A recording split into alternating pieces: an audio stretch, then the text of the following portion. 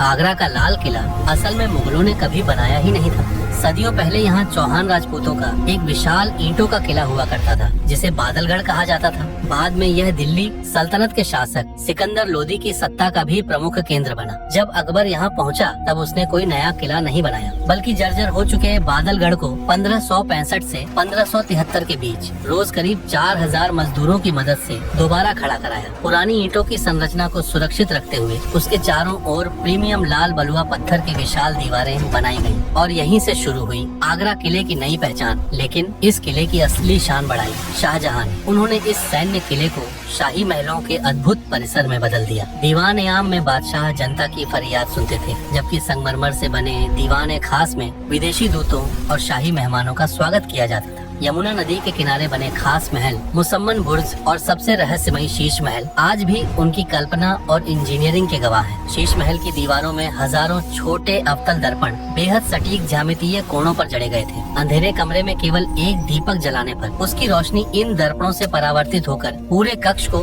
हजारों चमकते सितारों जैसा बना देती थी। वहीं यमुना की ठंडी हवा पत्थर की जालियों और जल मार्गों से होकर भीतर आती थी, जिससे महल बिना बिजली के भी प्राकृतिक रूप से ठंडा रहता था। सिर्फ सुंदरता ही नहीं, इसकी सुरक्षा भी अपने समय से सदियों आगे थी। करीब 70 फीट ऊंची दोहरी दीवारें, अर्धवृत्ताकार योजना और यमुना से जुड़ी गहरी खाई दुश्मनों के लिए इसे लगभग अभेद्य बना देती थी। कहा जाता है कि इस खाई में मगरमच्छ भी छोड़े जाते थे। किले के नीचे कई गुप्त भूमिगत मार्ग बनाए गए थे, जिनका उपयोग आपातकालीन आवाजाही और सुरक्षा के लिए किया जाता था। वहीं अमर सिंह गेट के नीचे मौजूद कुछ अंधेरे तहखानों और सुरंगों को लेकर ऐसी किंवदंतियां भी प्रचलित हैं कि यहाँ गुप्त रूप से अपराधियों को दंड दिया जाता था। लेकिन इस किले की सबसे दर्दनाक कहानी इसके सबसे सुंदर हिस्से से जुड़ी है। यमुना की ओर बना सफेद संगमरमर का मुसम्मन बुर्ज, जहाँ से ताजमहल साफ दिखाई देता है। यही वह स्थान था जहाँ औरंगजेब ने अपने ही पिता शाहजहां को लगभग 8 वर्षों तक नजरबंद रखा। कहते हैं अपने जीवन के अंतिम दिनों में शाहजहां इसी बुर्ज की संगमरमर की खिड़की से रोज ताजमहल को निहारते थे और 1666 में उसी दृश्य को देखते हुए उन्होंने अपनी अंतिम सांस ली। तो आपको आगरा किले के इतिहास की सबसे अद्भुत बात क्या लगी? नीचे कमेंट में जरूर बताइए, क्योंकि अगली वीडियो में हम भारत की एक और अद्भुत ऐतिहासिक धरोहर की कहानी जानेंगे।